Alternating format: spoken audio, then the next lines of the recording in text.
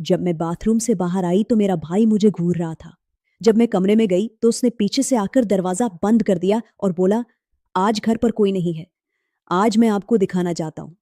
दोस्तों, आज की कहानी बहुत दिलचस्प होने वाली है, इसलिए अंत तक देखिए और अगर आप चैनल पर नए हैं तो इसे लाइक और सब्सक्राइब जरूर करें। तो चलिए शुरू करते हैं आज की दिलचस्प कहानी।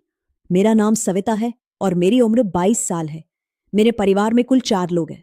हम दोनों भाई बहन हैं और मेरे माता पिता खिलौने बेचते हैं। उस दिन हमारे घर से लगभग 3 किलोमीटर दूर एक मेला लगा था, जहां मम्मी पापा खिलौने बचाने के लिए सुबह सुबह निकल जाते हैं। अब घर पर हम दोनों भाई बहन ही बचे थे।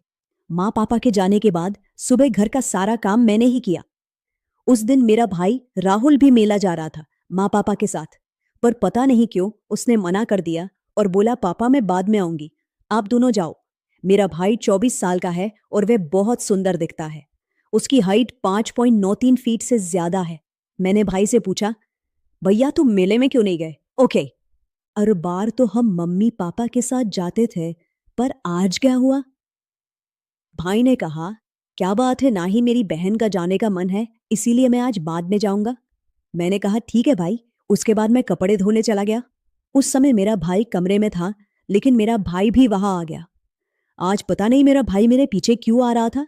जब मैं कपड़े धोने लगी और नहाने की तैयारी करने लगी, तभी मेरा भाई किचन में खाना खा रहा था। उसने अपना मोबाइल बाहर छोड़ दिया था।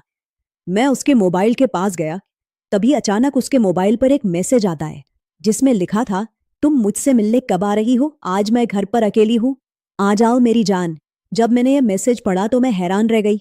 मैं सोच भी नहीं सकती थी कि मेरा भाई मुझसे छुप कर यह सब कर रहा था। मैंने अपने भाई का मोबाइल उठाया और फिर मोबाइल उसके पास ले गया। मैंने अपने भाई को यह सब बताया। तभी मेरा भाई मुस्कुराया और बोला, वो बहन, मैंने तुम्हें बताया नहीं था कि मेरी एक गर्लफ्रेंड है। मुझे पता था कि मेरा भाई उस लड़की से मिलने जरूर जाएगा, इसीलिए मैंने बाइक की चाबी छिपा दी थी। उसके बाद मैं अपने कमरे में चली गई, लेकिन मेरा भाई भी मेरे पीछे छे आ रहा था। मेरे कमरे में आते ही उसने पीछे से दरवाजा बंद कर दिया और कहने लगा, बाइक की चाबी कहाँ है? आज तुम्हें दिखानी है।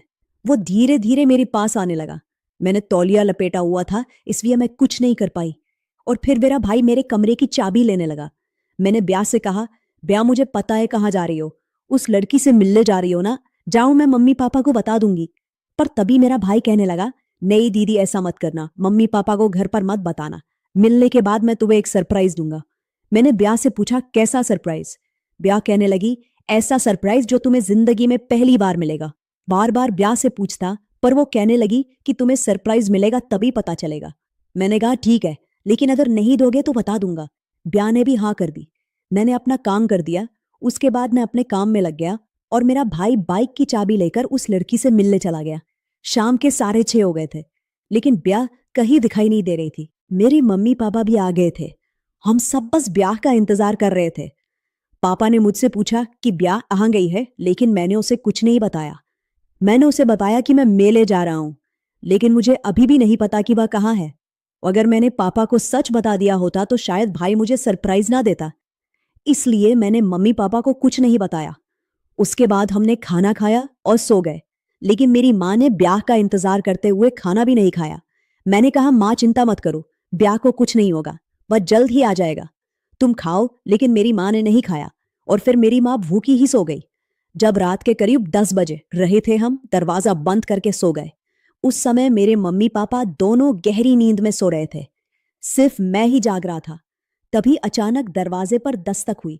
पहले तो मैं डर गया कि इतनी रात को कौन आ गया होगा, लेकिन तभी मुझे ब्याह की याद आई कि शायद वह ब्याह ही थी। इसलिए मैं धीरे से दरवाजा खोलने गया। दरवाजा खोला तो ब्याह मेरे सामने थी। ब्याह ऐसे लग रहा था मानो बहुत थका हुआ हो और बहुत मेहनत की हो। मैंने ब्याह से पूछा, तुम इतनी थकी हुई क्यों लग रही हो? इतनी थकी हुई क्यों लग रही हो? पर तभी मेरी ब्याह कहने लगी, नहीं दीदी मैं ठीक हूं, चलो अब चलते हैं। कहते हुए ब्याह अंदर आती है और सीधे सो जाओ। मैंने कहा, ब्याह खाना खा लो, पर उसने कहा, नहीं मैंने खा लिया है। मैंने ब्याह से कहा, तो फिर मेरा गिफ्ट कब दे रही हो? उसने कहा, अभी मम्मी पापा हैं, अभी तो नहीं दे सकती, पर कल जरूर दूंगी, क्योंकि कल मम्मी पापा नहीं होंगे। मैंने कहा, ठीक है, ब्याह कल जरूर मिलना चाहिए। इसके बाद रात काफी हो गई थी, इसलिए हम दोनों सो गए। सुबह हुई तो मम्मी पापा ब्याह को डांट रहे थे और पूछ रहे थे तुम कहाँ थी, हमें तुम्हारी बहुत चिंता हो रही थी। लेकिन तभी ब्याह मम्मी पापा से झूठ बोल देता है कि वो अपने दोस्त के साथ मेले में था। मेरे मम्मी पापा भी बहुत मासूम थे, इसलिए उनकी बात मान लेते थे। जैसे पहले दिन मम्मी पापा मेले में खिलौने बेचने जाते थे और हम दोनों घर पर अकेले रहते हैं। उसके बाद मैंने फिर से खाना बनाया और घर के काम निपटाकर मैं आराम करने लगी। तभी मुझे ब्याह का तोहफा याद आया। ब्याह ने कहा था मैं अकेले में दूंगी। मैं सोच रहा था ब्याह मुझे अकेले में क्या देना चाहती है, वो तो मम्मी पापा के सामने भी दे सकता था। मैं ब्याह के पास गया और बोला, ब्याह मुझे एक तोहफा चाहिए, आज घर पर कोई नहीं है। तभी ब्याह मुझसे कहने लगी, तो तुम्हें कोई तोहफा चाहिए, चलो दे देते हैं। तुम्हारा तोहफा कहकर हम अपने कमरे में चले गए। मैं भी उनके साथ गया और वो एक डिब्बा लेकर आई। वो बहुत बड़ा था। मैंने कहा, ब्याह ये तो बहुत बड़ा है, इसमें क्या है, खोल कर दिखाओ। तभी मेरी ब्याह कहती है, तुम खोल कर देखो। मैंने वो डिब्बा खोल कर देखा तो उसमें एक स्मार्टफोन था। स्मार्टफोन देखकर मैं बहुत खुश हुआ। मैंने ब्याह को शुक्रिया कहा। तो दोस्तों, इस कहानी से हमें समझ आता है कि भाई बहन का प्यार दुनिया का सबसे प्यारा रिश्ता होता है। इस रिश्ते का कभी भी गलत इस्तेमाल नहीं करना चाहिए। वीडियो देखने के लिए धन्यवाद।